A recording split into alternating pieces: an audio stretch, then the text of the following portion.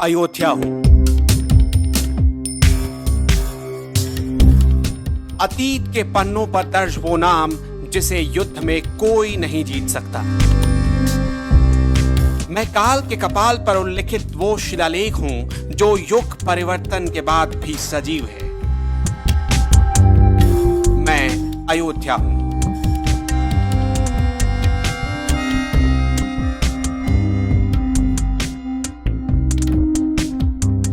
प्रवेशी नगर कीजे सब काजा, हृदय राज कौशलपुर राजा। यानी कि आप अगर किसी प्रदेश में प्रवेश कर रहे हैं तो भगवान राम का नाम लेकर आप प्रवेश करें। और अब भगवान राम को अपनी जमीन मिल गई है, अयोध्या। आप अयोध्या भी नहीं कहिए, अयोध्या जी कहिए। पुराणों में या जिन्होंने किताब लिखी, अयोध्या पे रिसर्च किया, वो अयोध्या जी ही लिखते हैं। उनके लिए अयोध्या अपने आप में भगवान है। और अब इस भगवान को जगह दे दी गई है, भगवान श्री राम को जगह मिल गई है। भव्य राम मंदिर का निर्माण हो रहा है। अयोध्या की कहानी में कई उतार चढ़ाव आए। अयोध्या की पूरी कहानी इस वीडियो में आप मेरे साथ देखिए।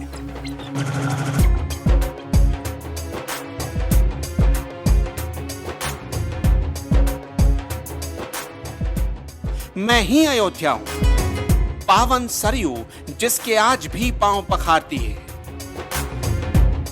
भगवान राम की कुंडली में दर्ज मैं वो भूभाग हूं जिसे खुद विष्णु के अवतार ने धरती पर आने के लिए चुना।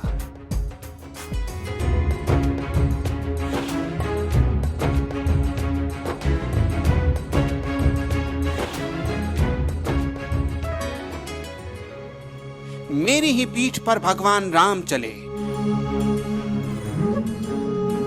मेरी ही सिरहाने पर सिर रखकर सोए। ठुमक ठुमक चलते चलते कब राम मर्यादा पुरुषोत्तम राम हो गए ये पता ही नहीं चला। गर्व है मुझे अयोध्या होने का। मैं अयोध्या ऐसे ही नहीं हूं जिसके द्वार पर भक्त हनुमान राजा के तौर पर बैठे हों और जिसके दरबार में सेवक के तौर पर भी, तो फिर मेरा कोई क्या बिगाड़ता।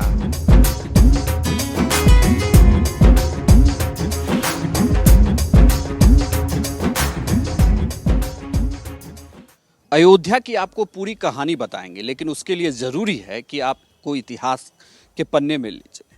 आप उन इतिहास के पन्नों को भी पलटिए और जानिए।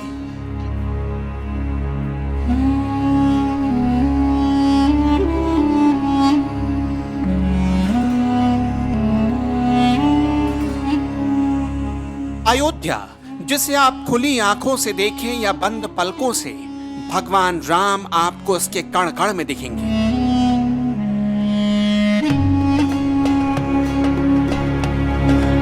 गंगा बड़ी गोदावरी, तीरथ बड़ो प्रयाग, सबसे बड़ी अयोध्या नगरी जहां राम लियो अवतार। राम के अवतार वाली मेरी कहानी युगों पुरानी है। खुद मनु ने मेरा निर्माण किया था। रघुवंशी राजाओं की मैं राजधानी थी। महाभारत के समय में भी अयोध्या में दीर्घयज्ञ नामक राजा ने मुझ पर राज किया, जिसे बाद में भीमसेन ने जीता। इतना ही नहीं, गौतम बुद्ध के समय कौशल के दो भाग हो गए थे, उत्तर कौशल और दक्षिण कौशल, जिनके बीच में सरयू नदी बहती थी। मैं पहले बहुत सुंदर नगरी हुआ करती थी, जिसका प्रमाण आज भी मिल जाएगा।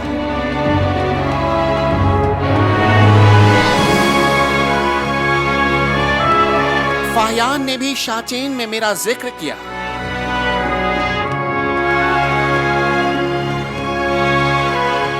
शुंग वंश के प्रथम शासक पुष्यमित्र का एक शिलालेख अभी तक मैंने संभाल कर रखा, जिसमें उसे सेनापति कहा गया और उसके द्वारा 2 अश्वमेध यज्ञों के भी किए जाने का वर्णन है। चंद्रगुप्त द्वितीय से लेकर मध्यकाल में काफी समय तक मैं गुप्त साम्राज्य की राजधानी रही। गुप्तकालीन महाकवि कालिदास ने भी अयोध्या के रघुवंश का कई बार उल्लेख किया। मैं अयोध्या भारत की 7 मोक्षदायिका में से एक थी, लेकिन नियति को शायद कुछ और ही मंजूर था। युग बदल गया था।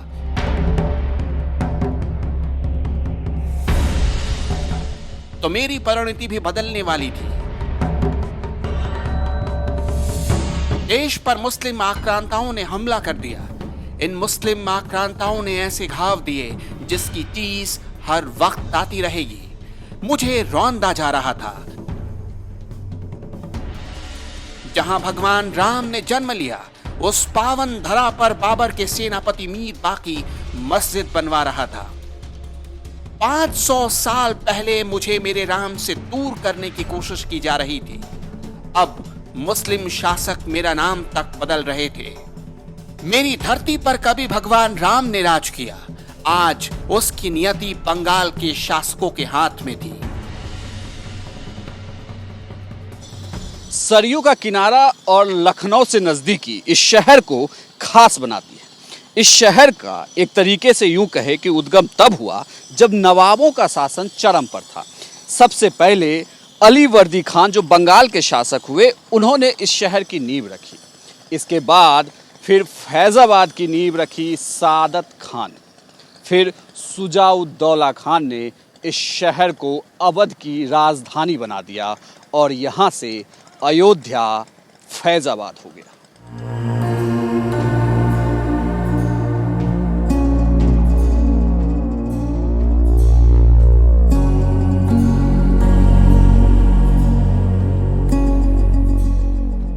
मैं अयोध्या अब नहीं रह गई थी।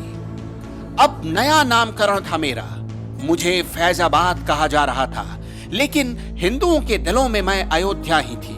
लखनऊ से महज मेरी दूरी 130 किलोमीटर ही तो थी। साथ ही बंगाल से आते जाते वक्त मैं रास्ते में ही थी, इसलिए मुझ पर खास नजर थी।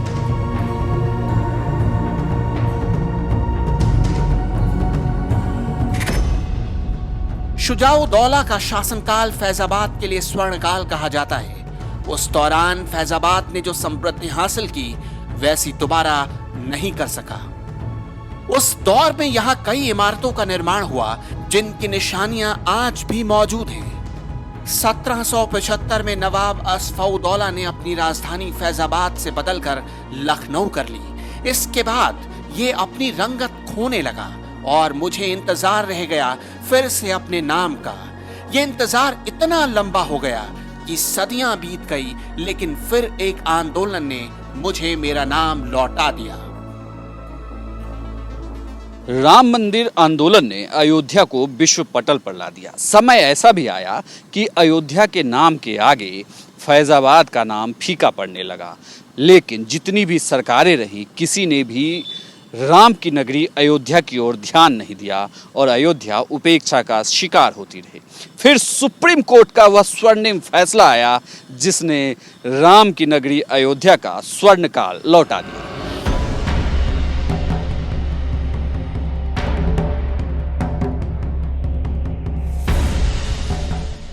राम मंदिर आंदोलन आज का नहीं है। जिस राम की वजह से मैं अयोध्या हूं, उसी राम लला की जमीन को बचाने के लिए 1528 से लेकर 1949 तक हिंदू समाज ने 77 से अधिक युद्ध किए, जिनमें 4 लाख से अधिक राम भक्तों ने बलिदान दिया। इतना ही नहीं, जब बाबर का सेनापति मीर बाकी मेरी पहचान मिटाने की कोशिश कर रहा था, तब भी 1 दिन या 2 दिन में मैं नहीं मिटी। इसे मिटाने में महीनों लग गए। इतिहासकार कनिंघम ने लखनऊ गजेटियर के 66वें अंक में लिखा है कि 1,74,000 हिंदुओं की लाशें गिर जाने के बाद मीर बाकी इस मंदिर को ध्वस्त करने के अभियान में सफल हो पाया था। साल दर साल मंदिर के लिए मुगलों की सेना से युद्ध चलता रहा, लेकिन राम मंदिर का वजूद हर बार मिटता रहा। कहा तो यह भी जाता है कि अकबर से लेकर शाहजहां के शासनकाल में बिरबल और टोडरमल के कहने पर खस की टाट से राम जन्मभूमि के चबूतरे पर एक 3 फीट का छोटा मंदिर बनवा दिया गया, जिससे रक्तपात थोड़े समय के लिए रुक गया। लेकिन इसके बाद औरंगजेब के भयंकर दमन चक्र के नीति को मेरी धरती पर राम कहां मंजूर थे।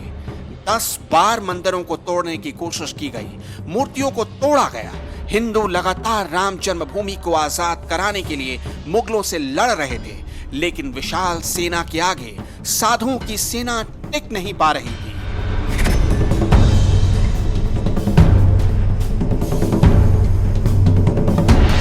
फैजाबाद गजेटियर में कनिंघम ने फिर लिखा है, नवाब वाजिद अली शाह के समय में हिंदुओं ने जन्मभूमि के उद्धार की कोशिश की, फिर भयंकर खून खराबा हुआ। 2 दिनों तक दिन रात युद्ध के बाद हिंदुओं ने राम जन्मभूमि पर कब्जा कर लिया। ये अयोध्या का सबसे बड़ा हिंदू मुस्लिम बलवा था। हिंदुओं ने फिर मंदिर बनवाया, राम लला को विराजमान किया गया, लेकिन मुगलों ने फिर इस पर अधिकार कर लिया और मुझे मेरे राम से दूर कर दिया। फिर साल आया 1853, जब हिंदुओं ने यह आरोप लगाया कि भगवान राम के मंदिर को तोड़कर मस्जिद का निर्माण हुआ।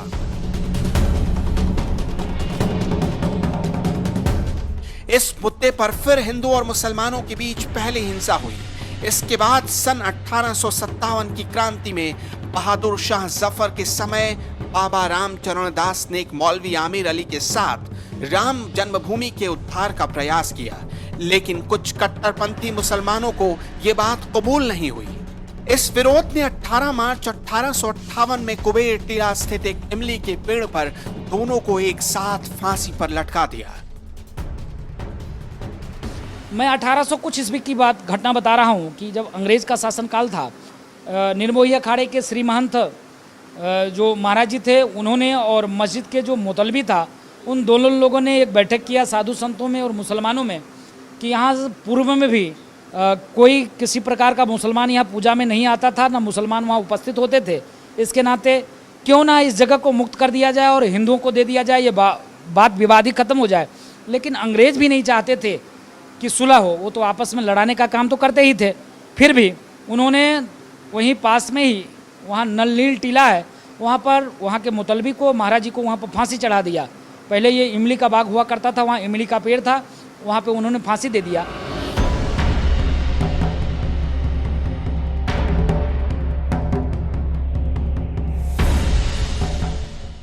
इसके बाद आया साल 1859, जब ब्रिटिश शासकों ने विवादित स्थल पर बाड़ लगा दी और परिसर के भीतरी हिस्से में मुसलमानों और बाहरी हिस्से में हिंदुओं को प्रार्थना करने की अनुमति दी, लेकिन मुसलमानों ने यहां नमाज नहीं पढ़ा।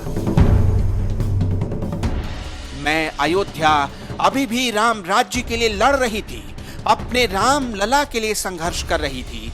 इसके बाद 19 जनवरी 1885 को मेरे राम को अपनी जगह दिलाने के लिए महंत रघुबीर दास की मदद से फैजाबाद के न्यायाधीश पंडित हरिकिशन के सामने राम लला की जमीन का मामला रखा गया। इस मामले में कहा गया कि मस्जिद की जगह पर मंदिर बनवाना चाहिए, क्योंकि वो स्थान प्रभु श्री राम का है।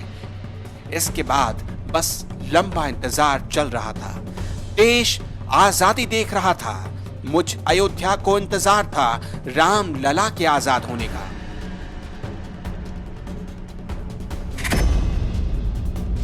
साल 1947 में भारत सरकार ने मुसलमानों को विवादित स्थल से दूर रहने के आदेश दिए और मस्जिद के मुख्य द्वार पर ताला जड़ दिया गया, जबकि हिंदुओं को रामलला के दर्शन के लिए एक जगह से प्रवेश मिलता रहा। इसके ठीक 2 साल बाद 1949 में भगवान राम की मूर्तियां मस्जिद में मिली। कहते हैं कि हिंदुओं ने यह मूर्तियां रखवाई थी, मुसलमानों ने विरोध किया, अदालत में मुकदमा दायर हो गया।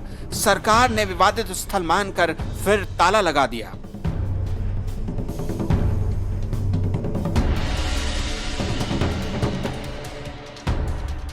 मैं अयोध्या अभी भी अपने राम का इंतजार कर रही थी कि राम ताले से मुक्त हो सके।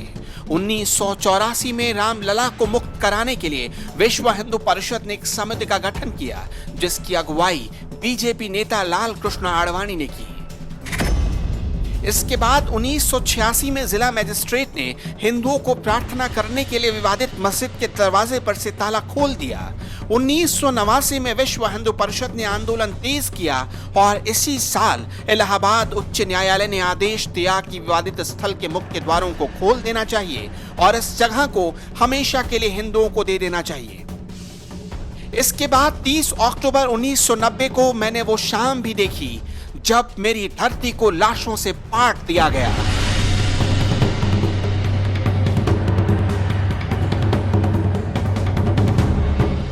हजारों राम भक्तों ने विवादित ढांचे पर भगवा ध्वज फहरा दिया।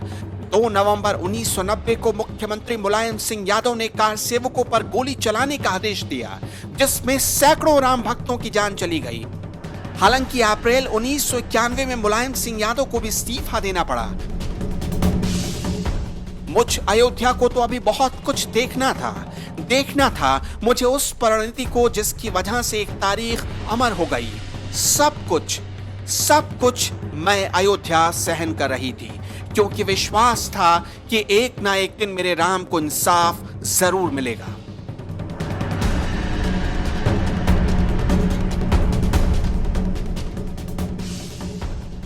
राम भक्त 6 दिसंबर 1992 को फिर जुटे और विवादित ढांचा गिरा दिया गया। कार सेवकों ने बाबरी मस्जिद का ढांचा तोड़ा और उसी जगह रामशिला की स्थापना कर दी।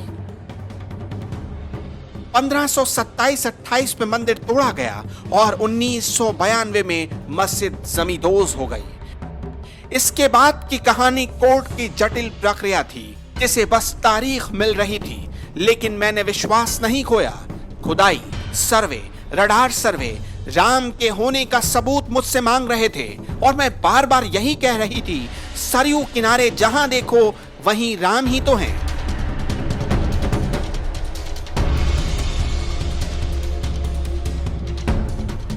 इलाहाबाद हाई कोर्ट ने 2010 में फैसला सुनाया। 30 सितंबर को सुनाए गए इस फैसले में लिखा गया कि विवादित 2.77 एकड़ जमीन का बंटवारा कर दिया जाए। सुन्नी वक्फ बोर्ड, निर्मोही अखाड़ा और रामलला विराजमान के बीच जमीन बराबर बांटने का आदेश दिया गया। इस फैसले को चुनौती दी गई। फिर मेरे राम के लिए सर्वोच्च अदालत बैठी। सुप्रीम कोर्ट में 40 दिन तक लगातार सुनवाई हुई और फिर चीफ जस्टिस रंजन गोगोई की अध्यक्षता वाली सुप्रीम कोर्ट की बेंच ने राम राज्य ला दिया। फैसला साफ साफ था कि अयोध्या भगवान श्री राम का है। विवादित स्थल राम की है और यह फैसला सर्वसम्मति का था और सर्वसम्मति ने यह मान लिया कि विवादित जमीन पर रामलला का हक था। लेकिन मुझ अयोध्या को अभी भी मेरा नाम नहीं मिला था। मैं तो फैजाबाद हो गई थी। राम तो आए, लेकिन मेरा नाम नहीं आया। 2017 में उत्तर प्रदेश में योगी आदित्यनाथ की सरकार बनी। इसके पहले से भारत के साधु संत लगातार फैजाबाद का नाम बदलकर अयोध्या करने की मांग कर रहे थे, लेकिन उसके पहले की सरकार इस मुद्दे पर कहीं ना कहीं चुप्पी साधे हुई थी। योगी आदित्यनाथ को सरकार बनाए हुए 1 ही साल हुए और उन्होंने फैजाबाद का नाम बदलकर अयोध्या कर दिया। यहाँ से साधु संतों को ये लगने लगा कि अब फिर से राम राज्य आने वाला है।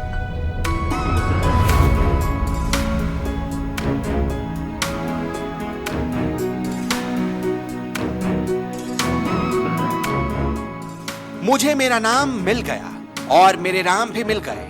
मैं घाटों, घंटों और मंदिरों की नगरी हूं। अब सज रही हूं अपने राम के लिए। घाटों से लेकर मंदिरों तक, राम से लेकर हनुमान तक, सब भव्य।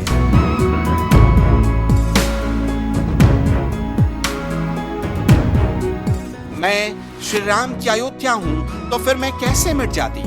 हाँ, वक्त के साथ उतार चढ़ाव जरूर दिखे, लेकिन अब वर्तमान मेरा सुशोभित है मेरे नाम के साथ, जो पूरे विश्व में अपनी अलग पहचान बनाए हुए हैं।